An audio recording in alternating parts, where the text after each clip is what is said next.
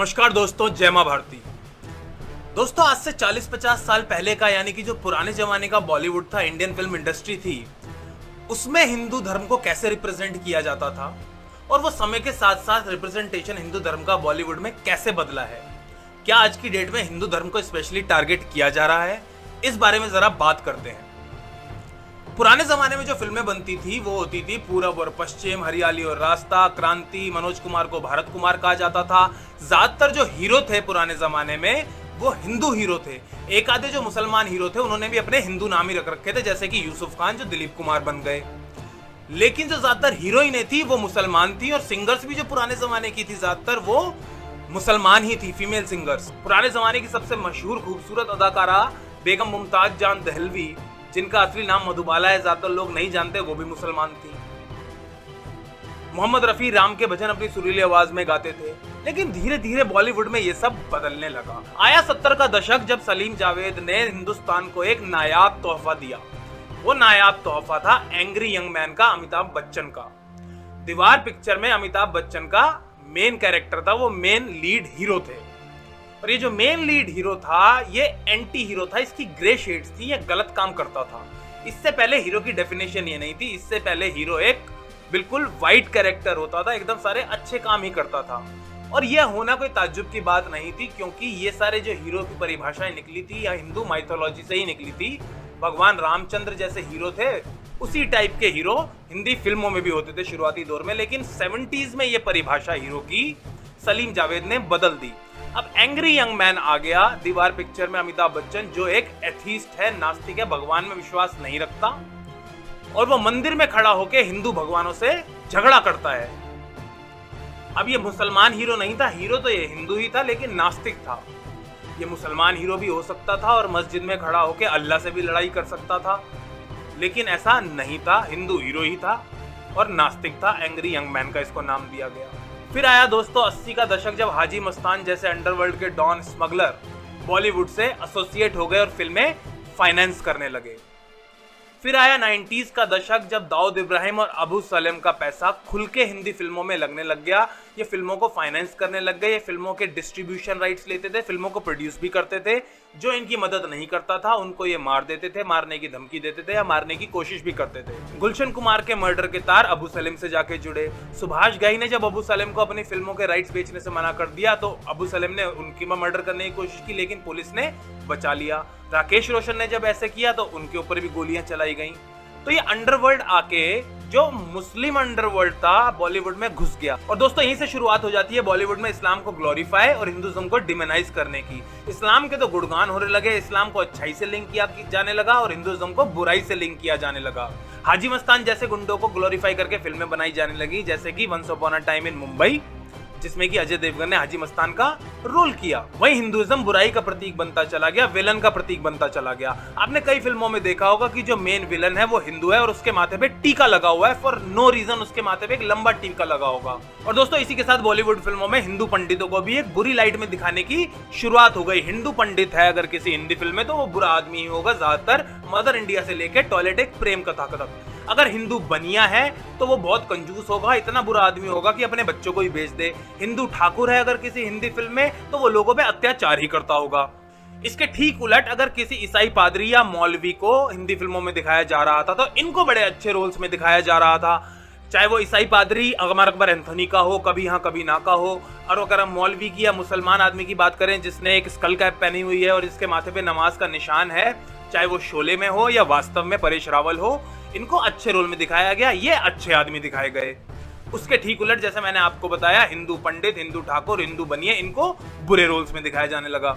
और दोस्तों बॉलीवुड यहीं जाकर नहीं रुका, ये धर्म का भेदभाव टाइम के साथ साथ बढ़ता ही गया और आज अपनी पीक पर है। ऐसे हम बात करें गुजरात दंगों की तो गुजरात दंगों पे असंख्य पिक्चर बनी है, बहुत सारी पिक्चर बनी है। और अगर हम मेन पिक्चर की बात करें कुछ जिनको क्रिटिकल एक्लेम भी हासिल हुआ, वो है फिराक, देव और परजानिया जैसी पिक्चरें जो गुजरात दंगों के ऊपर बनी। ऐसे ही दोस्तों जो हिंदुओं के खिलाफ जो बायस है बॉलीवुड में, इंडियन फिल्म इंडस्ट्री में, आज की डेट में अपने पीक पे पहुंच चुका है। और इसका प्राइम एग्जांपल है पीके मूवी। जब मैंने ही पहली बार ये मूवी देखी तो मुझे भी लोगों की बातें समझ में नहीं आई कि इसका विरोध क्यों हो रहा है। फिर मैंने पढ़ना शुरू किया और मैंने एनालाइज भी किया, मैंने कुछ चीजें ऑब्जेक्टिवली सोची।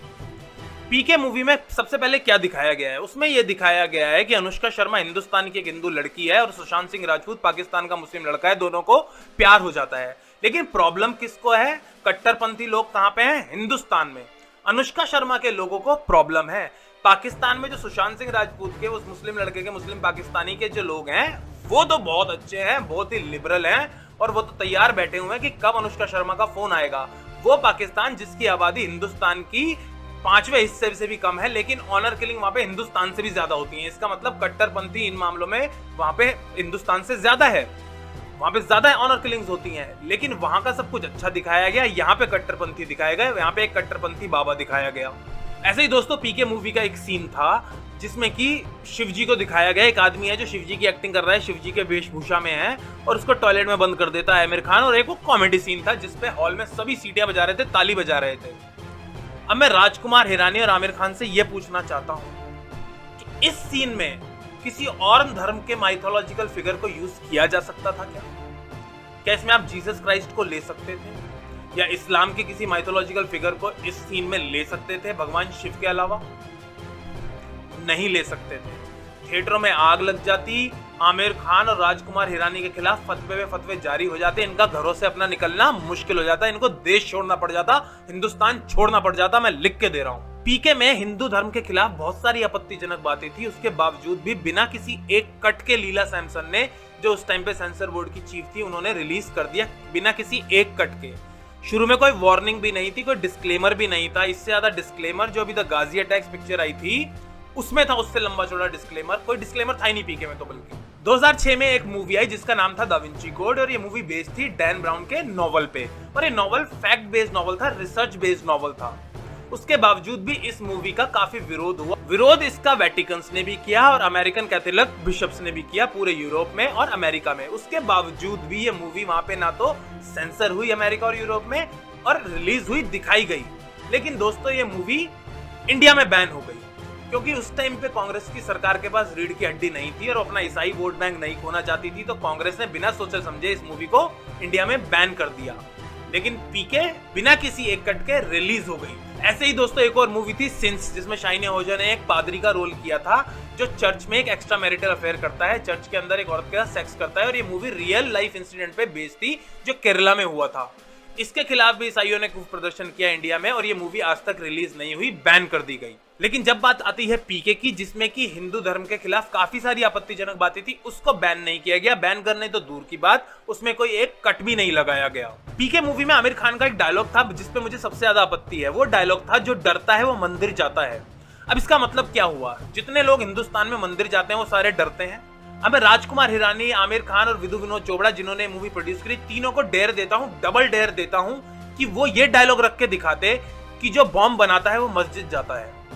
लिख सकते थे डायलॉग, ये मूवी में बोल सकते थे, 7 जन्म में नहीं बोल सकते थे, नहीं बोल सकते थे। और इस मूवी में टीके लगाने का भी काफी क्रिटिसाइज किया गया, मजाक उड़ाया गया, जबकि टीके लगाने का एक बहुत बड़ा साइंटिफिक रीजन है जो इन जाहिलों को पता ही नहीं है। ऐसे ही बात करें हम दोस्तों, एक डेविड मूवी आई थी जो विजय नाम्बिया ने डायरेक्ट की थी। उस मूवी में क्या दिखाया गया था कि ईसाई पादरी है जिसको हिंदू धर्म की एक औरत पॉलिटिशियन मालती ताई पिटवाती है। पादरी बहुत अच्छा है, उसको पिटवाया गया है। मालती ताई बहुत बुरी है जो हिंदू धर्म की है, वो एक रिलीजियस पॉलिटिक्स कर रही है और पिटवा रही है। और दोस्तों डेविड फिल्म ही नहीं, ऐसी जितनी भी फिल्में बनती हैं जिसमें पॉलिटिक्स और रिलीजन का कोई एंगल दिखाया जाता है, उसमें हिंदुओं के ही किसी धार्मिक गुरु को, बाबा को, स्वामी को बुरा दिखाया जाएगा। चाहे वो रोहित शेट्टी की सिंघम हो, सिंघम रिटर्न्स हो, राम गोपाल वर्मा की सरकार हो, उसमें भी वो स्वामी दिखाया गया था कि कितना बुरा आदमी था, वो शराब पी रहा है, सब कुछ कर रहा है, लेकिन है वो हिंदू बाबा। क्यों कभी भी ये लोग किसी मौलवी को, किसी मुसलमान बाबा को या किसी पादरी को, फादर को, ईसाई पादरी को इन रोल्स में, ऐसे रोल्स में क्यों नहीं दिखाते? ऐसे परेश रावल की ओ माय गॉड में भी दिखाया गया था कि जो मेन है मिथुन चक्रवर्ती वो हिंदू बाबा ही है। 1-2 सीन डाल दिए गए थे नेगेट करने के लिए, लेकिन जो मुसलमानों का था उसमें इतना ज्यादा नहीं दिखाया गया था, हिंदू धर्म पे ही ज्यादा वार किया गया था उस पिक्चर में भी। क्यों इनकी गांड में दम नहीं होता कि ये और धर्मों के बाबाओं को भी कभी कभी दिखा दें? और दोस्तों इन्हीं फिल्मों की कड़ी में एक और नई फिल्म जुड़ गई है, वो है मुल्क, जिसको मैंने अभी देखा। उस फिल्म में क्या दिखाया गया है कि ये ऋषि कपूर का परिवार है, इनके परिवार में एक लड़का है प्रतीक बब्बर जो कि टेररिस्ट बन जाता है और सुसाइड बॉम्ब ब्लास्ट करके 16 मासूम लोगों को मार देता है। इनके घर में एक हिंदू बहू भी है जिसका नाम आरती है, जो रोल तपसी पन्नू ने किया है। उसके बाद दिखाया है क्योंकि इनका लड़का ऐसा काम कर देता है तो पूरे परिवार का कितना गंदा परसिक्यूशन होता है और कैसे ज्यादातर उस परसिक्यूशन में हिंदू लोग ही शामिल हैं। अब ये बात मुझे समझ में नहीं आई। किसी भी छोटे कस्बे में, स्मॉल टाउन में ऐसा ही होता है, चाहे क्राइम आपने कुछ भी किया हो, एक सोशल स्टिग्मा उस परिवार के ऊपर लगी जाता है, धर्म का उससे कोई लेना देना नहीं होता। अनुभव सिन्हा वो चूतिया जिसने पिक्चर बनाई है, मुझसे ये पूछना चाहूंगा कि इसमें तू जरा धर्म उलट देता, इसमें तो हिंदू धर्म का दिखा देता आतंकवादी, कोई परेशानी नहीं थी। हिंदू धर्म का दिखा देता तू कि वो लड़का हिंदू धर्म का है, सुसाइड बॉम्ब ब्लास्ट करके लोगों को मार दिया, तो क्या उसके परिवार के साथ ये सब नहीं होता जो तेरी फिल्म में एक मुसलमान परिवार के साथ हो रहा है? फिर भी होता भाई, ये तो होता ही आ रहा है। ये तो एक सोसाइटल प्रॉब्लम है, सामाजिक प्रॉब्लम है, रिलीजियस प्रॉब्लम नहीं है। इसका रिलीजन से कुछ लेना देना नहीं है। इसको इसीलिए इसको सोशल स्टिग्मा बोलते हैं, रिलीजियस स्टिग्मा नहीं बोलते। इतने जाहिल हैं ये लोग, अनुभव सिन्हा जैसे और ऋषि कपूर जैसे, तापसी पन्नू जैसे लोग इतने जाहिल हैं, इनको ये भी नहीं पता कि ये सोशल स्टिग्मा है, रिलीजियस स्टिग्मा नहीं है। और ये मुल्क पहली फिल्म नहीं है दोस्तों, ये हमेशा से होता आ रहा है बॉलीवुड की फिल्मों में। आप विशाल भारद्वाज की हैदर दिखा लीजिए, उसमें दिखाया गया था कि कश्मीर में कैसे इंडियन आर्मी अत्याचार कर रही है। अब हैदर फिल्म जो बनाई विशाल भारद्वाज ने, वो हैमलेट का एडेप्टेशन थी। वो कश्मीर की जगह उसको कहीं और रख के वो हिंदू भी दिखा सकते थे शाहिद कपूर का कैरेक्टर, पर ऐसा नहीं दिखाया। उसको कश्मीर में बेस किया, मुसलमान दिखाया और साथ में दिखाया कि इंडियन आर्मी क्या अत्याचार कर रही है वहां लोगों पे। ऐसे ही विदुर विनोद चोपड़ा ने जो पहले पिक्चर बनाई मिशन कश्मीर, उसमें भी दिखाया है कि कैसे मुस्लिम लड़का है ऋतिक रोशन और कैसे उसका विक्टिमाइजेशन हो रहा है।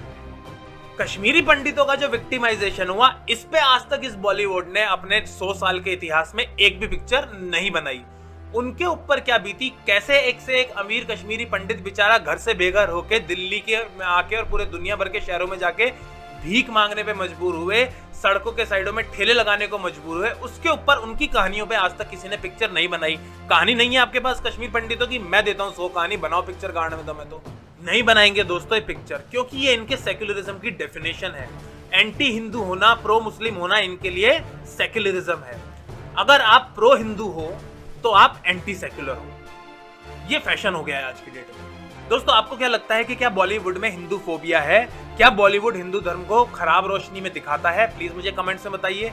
अगर आपको वीडियो पसंद आया है तो प्लीज लाइक कीजिए, शेयर कीजिए, चैनल को सब्सक्राइब कीजिए। जल्दी मिलते हैं एक और वीडियो के साथ। जय मां भारती, जय हिंद।